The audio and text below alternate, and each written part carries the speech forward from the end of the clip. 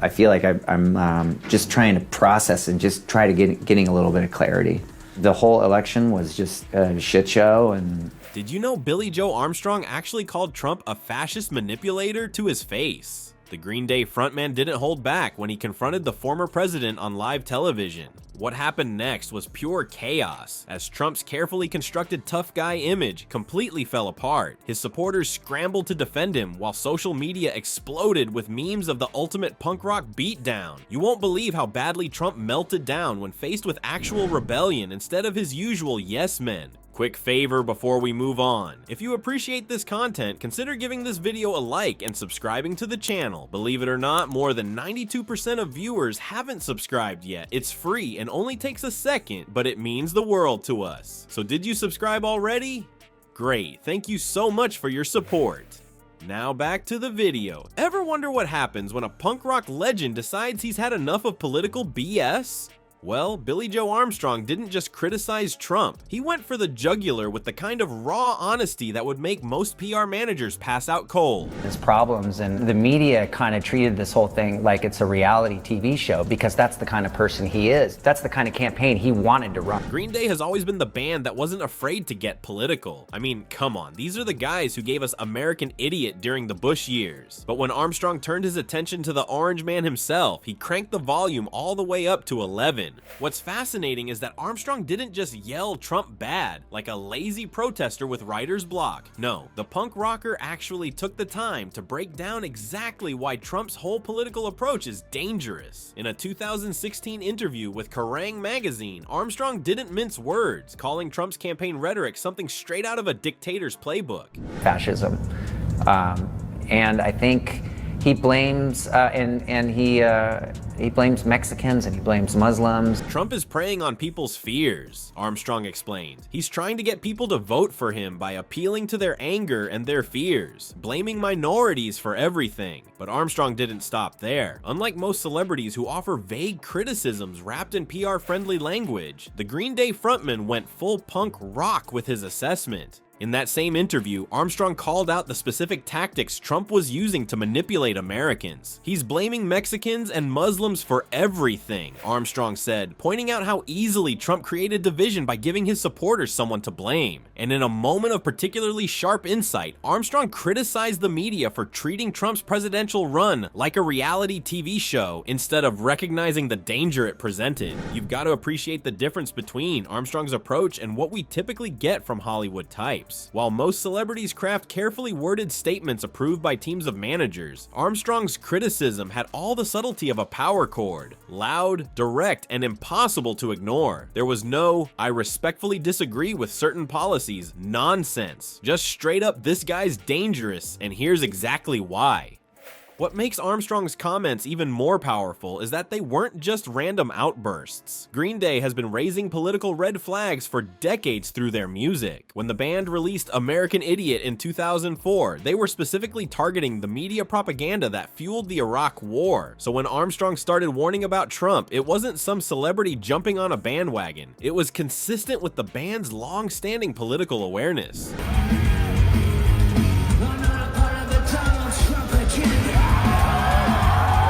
During a performance on MTV's European Music Awards in November 2016, Armstrong changed the lyrics to American Idiot from "I'm not part of a redneck agenda" to "I'm not part of a MAGA agenda," making it crystal clear where the band stood. And at concerts throughout Trump's campaign and presidency, Armstrong would frequently stop the show to deliver impromptu speeches about the dangers of Trumpism. The pattern of increasingly bold statements reached its peak when Armstrong told Enemy magazine in a no-holds-barred interview, "The worst problem I see about Trump is who his followers are. I actually feel bad for them because they're poor working-class people who can't get a leg up. They're just pissed off and he's given them someone to blame." I feel like I'm just trying to process and just try to getting a little bit of clarity. The whole election was just a shit show.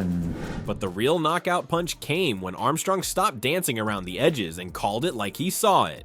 In an interview with Kerrang! Magazine that shocked even some of his fans, Armstrong stated plainly, Trump's campaign has got fascist overtones, if not straight up fascism. The man is dangerous. This wasn't some random insult. It was a punk rock legend with decades of political awareness calling out what he genuinely saw as an existential threat to democracy. Armstrong delivered his political gut punch, but what happened next exposes the bizarre theater of Trump's public persona. For a man who brags about being, like, really smart and a very stable genius, his reaction to criticism from a punk rocker unraveled faster than his weird comb-over in a hurricane. You'd think someone who wants to run the free world would have thicker skin than a grape, but nope. Turns out our former president has the emotional resilience of a chocolate teapot in the Sahara. That's what I said in a tweet, which I guess some people think is controversial. A lot of people love it, by the way. When Armstrong's comments hit the internet, Trump did what Trump does best. He completely lost his mind. Instead of addressing the actual criticism about fascist tendencies, he went straight to his favorite playbook. All caps social media tantrums. In one particularly unhinged post, Trump whined, "If you hate our country, if you're not happy here, you can leave." Classic Trump move. When someone criticizes your politics, just tell them to get out of America. Nothing says I'm not a fascist like demanding critics exile themselves, right?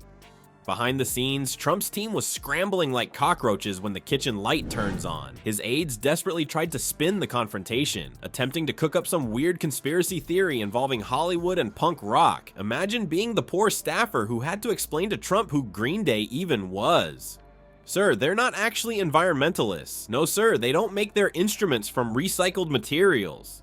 Trump's supporters, meanwhile, jumped in with their own special brand of crazy. Rather than engage with Armstrong's actual points about fascism and manipulation, they went full tinfoil hat. Some of these MAGA geniuses started spreading bizarre theories suggesting Armstrong's criticism was part of some deep state plot, because obviously the deep state's master plan involves checks notes. Getting punk rockers from the 90s to criticize Trump makes total sense if you've recently been hit in the head with a brick. The whole situation is dripping with irony. Here's a guy who built his entire persona around being tough, a strong man who can handle anything, the same guy who constantly dishes out kindergarten-level insults to world leaders, political opponents, and random people on Twitter.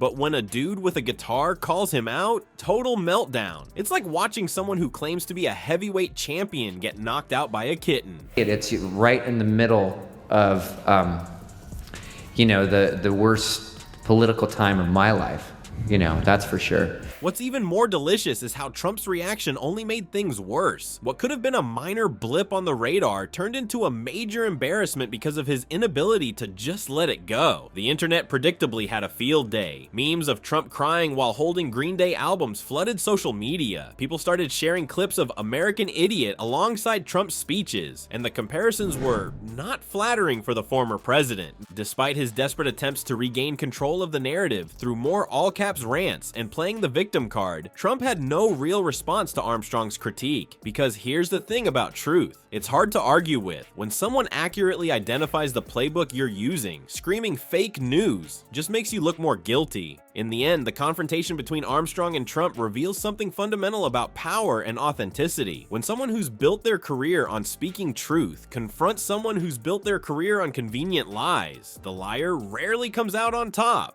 First of all, it's nice to be out of America just for a second because of this horrendous election that's going on right now that has... Trump might have cultivated an image of toughness among his yes men and adoring fans, but when faced with genuine rebellion from someone who doesn't need his approval, that paper-thin tough guy facade crumbled faster than his businesses in Atlantic City. While Trump's meltdowns make for prime entertainment, there's a catch to this whole live confrontation narrative that most people missed. Ever wonder why no major news network aired footage of Armstrong and Trump actually arguing face-to-face? Think about it. Wouldn't CNN or Fox have played that clip on repeat until the end of time? The reality behind this punk rock meets politics showdown isn't what the clickbait merchants want you to believe. Let's get real for a second. Despite what those all-caps YouTube titles scream at you, Billie Joe Armstrong and Donald Trump never actually shared the same room, let alone had some epic showdown on national television. I know. Disappointing, right? The internet promised us a punk rock legend going toe-to-toe with Orange McThin Skin, but what we got instead was more like a long-distance relationship between two people who can't stand each other.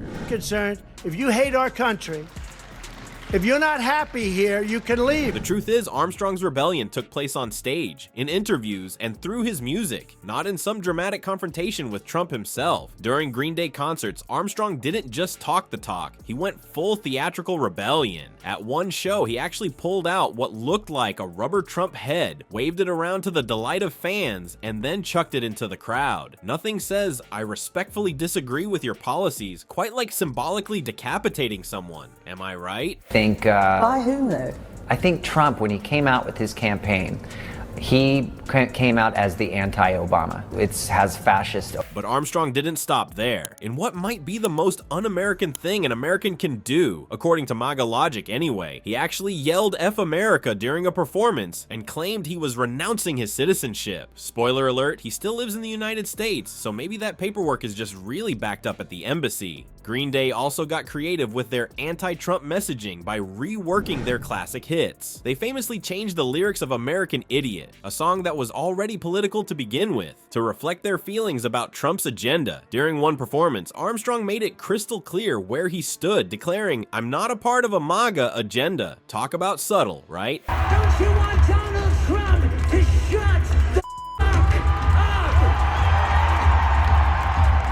The internet, being the internet, took these separate incidents and created a narrative that was much more dramatic and direct than reality. Social media platforms became breeding grounds for memes and reaction videos that portrayed Armstrong and Trump as locked in some kind of heavyweight championship of political discourse. These viral posts showcased what people described as the absurdity of Trump's responses and amplified the contrast between Armstrong's punk rock rebellion and Trump's, let's say, somewhat sensitive ego. But here's where it gets interesting. Even though the live on-air confrontation never actually happened, the impact of Armstrong's criticisms was very real. The online reaction alone, with its flood of memes and commentary, created a cultural moment that affected how many people viewed both figures. It's like they had a confrontation in the digital town square instead of a TV studio. What's fascinating is how powerful Armstrong's form of resistance proved to be. He didn't need to be in the same room as Trump to land a punch. Through performances, music, and visual statements like the Trump head toss, he demonstrated how punk rock can still function as an effective form of political protest. In some ways, this approach was actually more impactful than a direct TV confrontation would have been. It reached fans directly, without media filters or talking heads explaining what it all meant. If our entire country is about to have one big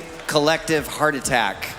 So yes, the clickbait headlines promising some epic face-to-face showdown between Armstrong and Trump were completely made up. But in a weird way, the substance behind them, the clash between punk rock authenticity and political posturing, that was absolutely real. Sometimes symbolic confrontations speak louder than literal ones, especially when rubber heads are involved. What Armstrong's punk rock rebellion against Trump teaches us is pretty simple. Authentic defiance always shatters the facade of would-be strongmen.